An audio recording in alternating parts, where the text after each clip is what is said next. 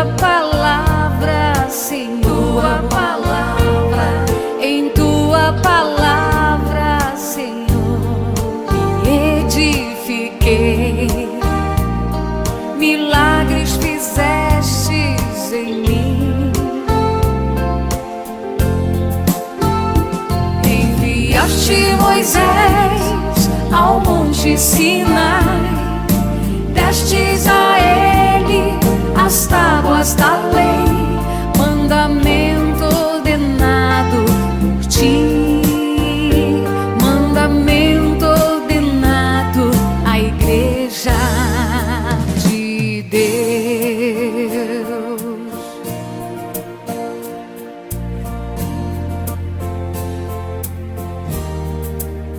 Nesse instante eu convido você, querido ouvinte, para pegar as Escrituras Sagradas e nós estudarmos o tema.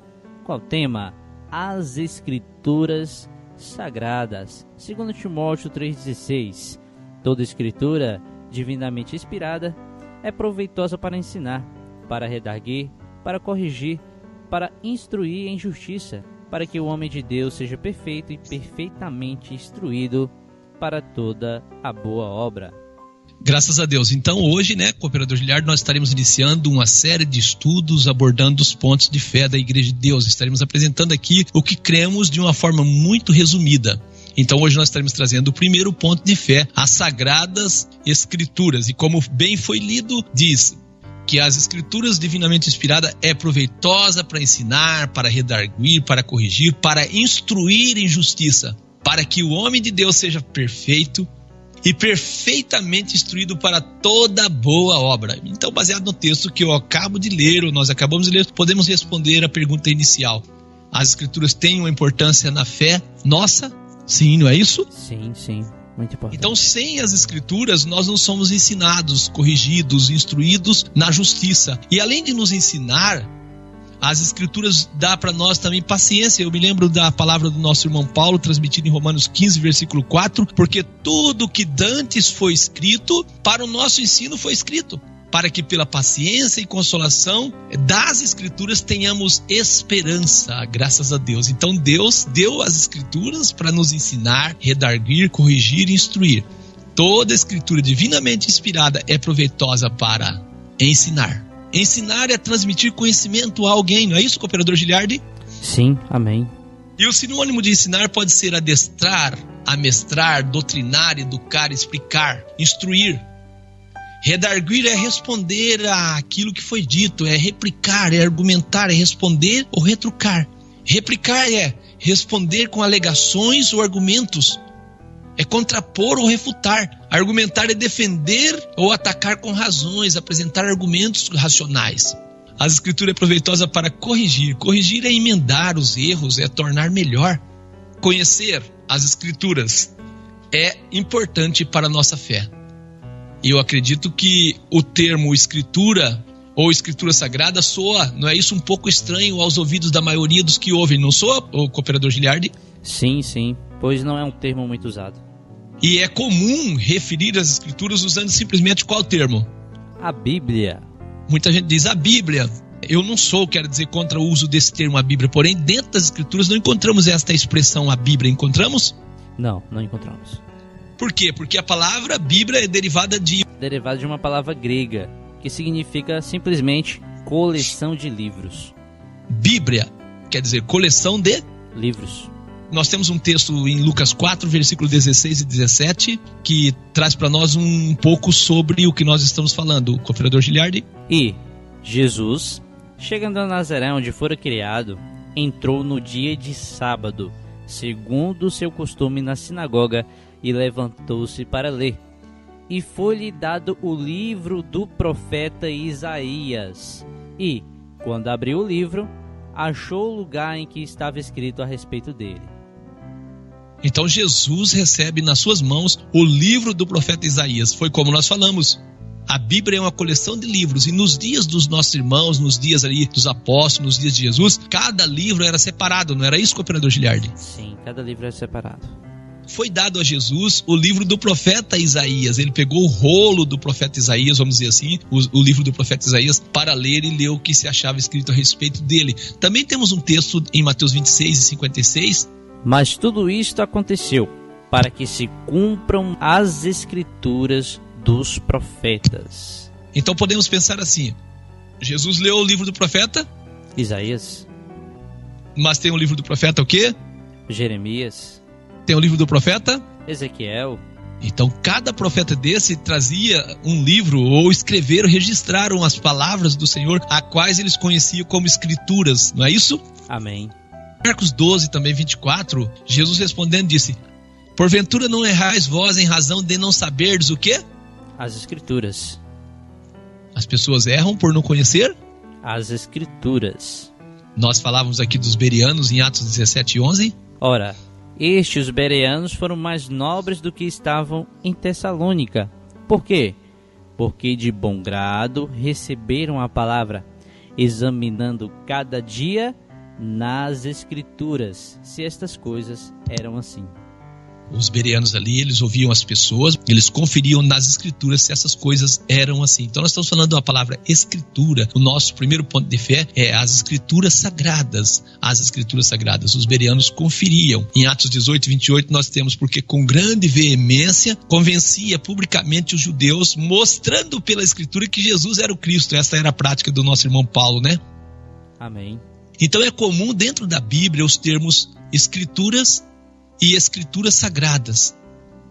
Esse termo é bem comum dentro desta coleção de livros, não é isso? Amém. Então devemos saber a que está referindo os termos escritura sagrada e escrituras. A Igreja de Deus crê e baseia sua fé unicamente nas escrituras. E nesse sentido, a Igreja de Deus está edificada sobre o fundamento dos profetas, não é isso? Amém. E o que é o fundamento dos profetas? O fundamento dos profetas é aqueles 39 livros do Antigo Testamento, as escrituras hebraicas. E dos apóstolos? São os 27 livros do Novo Testamento, das escrituras gregas. Então é isso. Então a Igreja de Deus, ela tem sua fé edificada em tudo que as escrituras falam. A Igreja de Deus não diz, como muitas pessoas dizem: o Velho Testamento foi abolido, isso, aquilo, aquilo outro. Muitas pessoas que dizem que o Velho Testamento foi abolido, tem muita crença que eles mantêm que é lá do Velho Testamento. Para nós não faz diferença Velho Testamento e Novo Testamento no sentido de escritura. Nós vamos mostrar um pouquinho isso. Então as escrituras foram escritas, na sua maioria, em duas línguas. Quais são essas línguas? São as línguas hebraico e grego. E as escrituras para nós, como nós conhecemos, são formadas por 66 livros. Nós já dissemos, 39 livros do Antigo Testamento, 27 livros do Novo Testamento. Foi escrita por cerca de 40 pessoas num período de 1.600 anos, mais ou menos. E o autor dela é Deus. Deus é o autor. Já foi traduzida as escrituras em mais de 2.539 idiomas até o ano de 2011, esse dado. Para compreendermos então o significado desses nomes Antigo e Novo Testamento, precisamos saber que a palavra testamento, quando utilizada para designar esses dois grupos de livro, significa aliança, pacto, contrato, concerto. Não tem nada a ver com o que está escrito, assim, ou com o escrito, não é isso? Amém. E nós podemos dizer assim que não tem apoio das escrituras a ideia de que as escrituras que compõem o período do Antigo Testamento foram abolidas por Jesus. Não há apoio bíblico nesse sentido. E que agora só tem em valor os escritos do Novo Testamento. Essa compreensão errada das pessoas que mantêm essa crença, né? Mas nós podemos dizer que as escrituras também podem ser divididas em partes. Toda a escritura pode ser dividida em partes. Nós temos aí as divisões das escrituras. Nós temos algumas divisões, eu posso citar algumas. Histórias, sim, poesias, profecias, evangelhos e cartas. Histórias são os livros que narram as histórias, a criação, o plano original de Deus para a Terra, o fracasso da humanidade, Adão e Eva, e a sua queda, a formação do povo de Israel e a promessa da vinda do Messias como rei ungido da parte de Deus. Essas informações nós podemos pegar nos livros históricos das Escrituras, não é isso? Amém, exatamente. Então nós podemos perceber essa subdivisão do livro de Gênesis ao livro de Esther. Nós podemos perceber essa subdivisão do livro de Gênesis ao livro de Esther, incluindo o livro de Atos, que se encontra no Novo Testamento. E quase 100% do que nós encontramos escrito nesses livros entende-se de fato como ler, né? Sim, é bem fácil de entender. É bem fácil. E nós não podemos deixar de observar algumas profecias dentro desses livros também. Livros de história, tem algumas profecias também. E a segunda divisão é a poesia, que são livros o quê? São livros escritos em linguagem poética, né? Que inclui ali Jó, Salmos, Provérbios, Eclesiastes e Cantares de Salomão. Eles, né, sendo que 85% desses livros entende-se como se lê. Aí existe algo, né? Poucas pessoas sabem, Ministro Lucas, né? Uma boa porcentagem dos escritos dos Salmos, olha aí, ó, poucas pessoas sabem, são profecias. É isso. Muita gente lê os Salmos e acha que os Salmos são livros poéticos, né? Não, são profecias. E muitas delas profecias messiânicas, não é isso? Isso é verdade. Profecias que ainda irão se cumprir, profecias que virão para o nosso tempo, profecias cumpridas já, não é isso? Sim, amém. É isso. Então nós temos a terceira divisão, que é as profecias. São os livros escritos em linguagem profética. Nós podemos citar aqui o livro do profeta Isaías, indo até Malaquias, incluindo o livro do Apocalipse no Novo Testamento. Os dois principais livros de profecias é Daniel e Apocalipse. Então esses livros são livros proféticos. Cremos que a profecia foi escrita por homens santos, inspirados pelo Espírito Santo do nosso Deus, como o nosso irmão Pedro registrou em 2 Pedro 1, 19 ao 21. Ele manda nós ficarmos firmes na palavra de quem? Ele disse a gente ficar firme nas palavras dos profetas, a qual bem fazeis em estar atentos, né? Verso 19, como a luz que alumia em lugar escuro até que o dia amanheça e a estrela da alva apareça em vossos corações. Graças a Deus. Sabendo primeiramente isso, que nenhuma profecia da Escritura é de particular interpretação. É aqui que muita gente erra, não é? Sim. Por quê? Porque a profecia nunca foi produzida por vontade de homem algum, mas os homens santos de Deus falaram inspirados pelo Espírito Santo. Amém? Já encontrei pessoas dizendo assim, a Bíblia foi escrita por homens. E de fato foi escrito por homens. Homens o quê? Inspirados. Homens santos? Sim. Homens inspirados pelo Espírito do próprio Deus. E a prova disso é que as Escrituras não é um livro bajulador. Ela é bajulador? Não. Ela é bajuladora dos homens? Não. Ela mostra o erro. Ela fala contra a natureza pecaminosa dos homens, não é isso? Sim. Ela ensina os homens a ser perfeito diante de Deus. Ela corrige. Então, de fato, foram homens diferentes da grande maioria dos homens, não é isso? Sim. Eu acho interessante notar que dos livros proféticos, 95% do que está escrito não entende como ler. Verdade.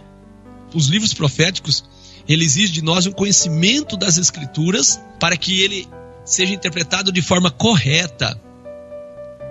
E aí faz sentido as palavras de Jesus que diz, errais em não conhecer o quê? As Escrituras e nem o poder de Deus. Por que erram? Porque não conhecem as Escrituras. Nos dias de Jesus, quando Jesus veio, a nação de Israel recusou ele como Messias por não conhecer o quê? As Escrituras. Então nós somos convidados a buscar nas Escrituras, a conhecer as Escrituras para não errarmos e não sermos enganados. Eu digo, já falei isso, que a humanidade está sendo preparada para o maior engano da história, que é recepcionar Jesus como anticristo. Aí muita gente, não, como que não se você espera Jesus para ser levado para o céu e ele não vem para te levar para o céu? Então quando ele voltar e implantar o governo dele aqui na terra, a humanidade vai para cima dele, vai enfrentar ele. E está escrito isso no Apocalipse, que os reis da terra e os seus exércitos lutarão contra o Cordeiro, não está escrito? Sim, está escrito. Então, infelizmente, eu quero dizer para você que está nos ouvindo, fique atento às Escrituras para você não ser enganado. O povo de Israel, eles tinham e almejavam pela vinda do Messias, pelo nascimento do Messias, mas quando o Messias veio, eles não aceitaram ele como Messias por falta de conhecimento das Escrituras e das profecias. Para entender as profecias, eu já disse, precisamos seguir alguns princípios. Primeiro, o primeiro princípio é a Bíblia explica-se por si mesma, não é isso? Sim. Então ela própria vai explicar ela. E o segundo, nenhuma profecia de particular o quê? Elucidação. Não adianta eu querer fazer, eu achar que é, né? E o terceiro ponto é a linguagem dos livros proféticos, Daniel e Apocalipse, é simbólica. É simbólica. Então nós temos que procurar dentro das próprias Escrituras o sentido para a interpretação dela. E eu digo, a Bíblia interpreta-se a si mesma. Amém? Amém. Eu me lembro das palavras do nosso irmão, o profeta Isaías, no capítulo 28:10, ele diz o quê? Porque é preceito sobre preceito, preceito e mais preceito, regra sobre regra, regra e mais regra, um pouco aqui, um pouco ali. Então é isso.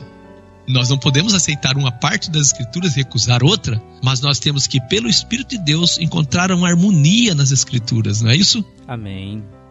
É um pouco aqui, um pouco ali. E a quarta divisão são os evangelhos. São os livros que contam a vida de Jesus, o início do seu ministério e apresenta Jesus como o Messias, o Salvador do mundo. São eles Mateus, Marcos, Lucas e João. E desses livros nós podemos dizer que, eu digo assim por cima, uns 85% entende-se como ler, é o que está escrito. Porque 15% nós temos ali nos 15% parábolas, não é isso? Sim, parábolas. 15%. E aí vem depois as cartas, ou chamadas as epístolas, né? Que nós podemos dizer que começam em Romanos e terminam em Judas. E ali nós podemos dizer que 100% delas entende como se lê. É o que está escrito. Não é outra coisa, é o que está escrito. Nós cremos que nas Escrituras Sagradas temos toda a orientação de fé, cujos ensinos contêm a completa revelação do plano da salvação e a vontade de Deus para os homens, para com o homem. Amém?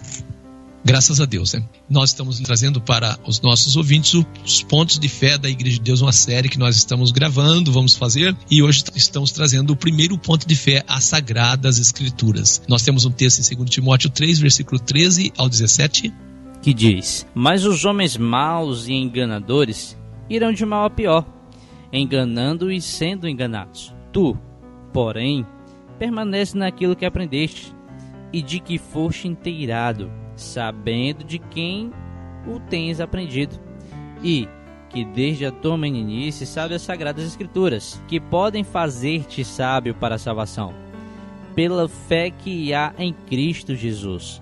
Toda Escritura divinamente inspirada é proveitosa para ensinar, para redarguir, para corrigir, para instruir em justiça, para que o homem de Deus seja perfeito e perfeitamente instruído para toda boa obra. Então as Escrituras, elas podem fazer-nos sábios para a salvação pela fé em Jesus Cristo. Graças a Deus. Então foi dito por nosso irmão Paulo, nosso irmão Timóteo, que ele sabia as palavras que podia fazer ele sábio para a salvação. Então as Escrituras podem nos fazer sábios para a salvação. Cremos que as Escrituras Sagradas é a própria verdade e permanece para sempre. Salmo 119, versículo 160 diz: A tua palavra é a verdade desde o princípio, e cada um dos teus juízos dura para sempre. E Jesus disse que nós somos santificados por quê? Na tua verdade. João 17, 17. Ele diz assim: santifica-os na tua verdade, a tua palavra é a verdade. Eu creio que não há dúvida de que a palavra é a verdade, a palavra de Deus. Nós temos também o registro do nosso irmão Pedro em 1 Pedro 1, 23. Sendo de novo gerados, não de semente corruptível, mas da incorruptível, pela palavra de Deus, viva e que permanece para sempre. Então a palavra de Deus nos gera de novo, faz nós termos um novo nascimento, não é isso? Sim. Nosso irmão Paulo, escrevendo em 2 Timóteo 3, versículo 15 a 17, ele diz que é útil para o ensino, a palavra, para a correção, a fim de que o homem de Deus seja perfeito e útil para toda boa obra. E útil para toda boa obra. Eu quero finalizar com 2 conselhos àquelas pessoas que gostam de estudar as Escrituras. Amém. 2 conselhos. Esteja disposto a admitir e mudar quando estiver errado, mesmo que isso signifique abrir mão de uma antiga crença ou tradição. Se você conseguir aplicar com sucesso esse princípio único, você estará muito à frente na busca da verdade espiritual. Sim. Amém. E o outro conselho é: se algo parece confuso ou mesmo contraditório, deixe as Escrituras lançar luz sobre o que você acha difícil de entender. As Escrituras não se contradizem, elas se completam. Elas se completam. Além disso, para compreender corretamente o versículo das Escrituras, você não deve impor o seu próprio ponto de vista sobre o versículo. Não. Em vez disso, use o contexto e outras escrituras relevantes para encontrar o significado correto daquilo que você está lendo. Amém. Esse é o nosso conselho. E no próximo estudo, então, nós estaremos trazendo o tema, o segundo ponto de fé, o Pai e Criador, o nosso Deus. Graças a Deus por isso. Amém. Nesse instante passo aí a oportunidade para o ministro Lucas finalizar o programa. Nós estaremos então orando ao nosso Deus e você pode estar fazendo contato com os nossos aplicativos aí, com os nossos contatos, entrando em contato para conhecer mais sobre a fé que uma vez foi dada aos santos. Essa fé que tem poder de salvar, que pode santificar as pessoas na verdade. E nosso Senhor Jesus disse que a verdade tem poder de libertar. Vamos orar em nome de Jesus. Amém. Querido e eterno Pai, Deus e Pai do nosso Senhor e Salvador Jesus, o Cristo, mais uma vez te agradecemos por mais um programa que apresentamos, ó Pai, pela oportunidade de conferenciarmos um pouco daquilo que as Escrituras nos traz, por termos, ó Deus, a certeza que o Senhor, ó Deus, que durante todo o tempo da história deste mundo, esteve orientando os teus servos, os profetas, esteve orientando o teu povo para que tivesse uma fé que pudesse de fato santificar. Nós agradecemos ao Senhor pela compreensão que o Senhor tem dado a cada um de nós. Pedimos que o Espírito do Senhor, ó grande Deus, possa, ó Deus, convencer outras pessoas, convencendo, nos santificando por meio da Tua verdade, para que a palavra do Senhor, Deus querido, possa chegar a outros e outros corações, que o Senhor possa despertar aqueles, ó Deus querido, que estão em contato com Tua palavra, que muitas vezes, ó Deus querido, foram tocados por Teu Espírito, mas não encontram forças para reagir, para mudar. Dê graça, auxilia, de meios e condições para que as pessoas possam, Deus querido, por meio do Teu Espírito, aceitarem a verdade da Tua palavra. Nós oramos nesse momento por cada ouvinte do programa, oramos por aqueles que estão enfermos, estendo suas mãos de misericórdia, restaurando a saúde de cada um, oramos por aqueles, ó Deus querido, que muitas vezes não têm fé, ó Deus, que falta fé, que o Senhor possa mover uma fé salvadora no coração de cada um. Oramos pelos lares, pelas famílias, para que haja paz, ó Deus querido. Oramos nesse momento também, ó Deus querido, que haja paz também, ó Deus querido, em cada coração para recepcionar a Tua palavra, Senhor. Nós oramos também, venha o Teu reino, para que a vontade do Senhor, ó grande Deus, possa ser feita na terra como ela é feita nos céus. Cremos naquilo que o Senhor transmitiu por meio dos Seus santos profetas, cremos em toda a orientação que o Senhor deu a nós por meio da Tua palavra. Sabemos que o Senhor é um Deus de amor, de misericórdia, que não nos ignora, não nos deixou, Deus querido, à mercê das nossas vontades, da vontade do maligno, mas deu a nós o Espírito do Senhor para nos guiar em toda a verdade. Te agradeço por tudo, por mais um programa, no nome santo do nosso Senhor e Salvador Jesus o Cristo. Amém, amém. E assim a paz seja com todos. Foi uma alegria estar mais uma vez por meio do programa A Luz das Escrituras, por meio da Rádio Encontro com Deus, transmitindo a você mais um programa. Que Deus te abençoe, uma ótima semana, em nome de Jesus. Então, encerramos o programa A Luz das Escrituras, em nome de Jesus.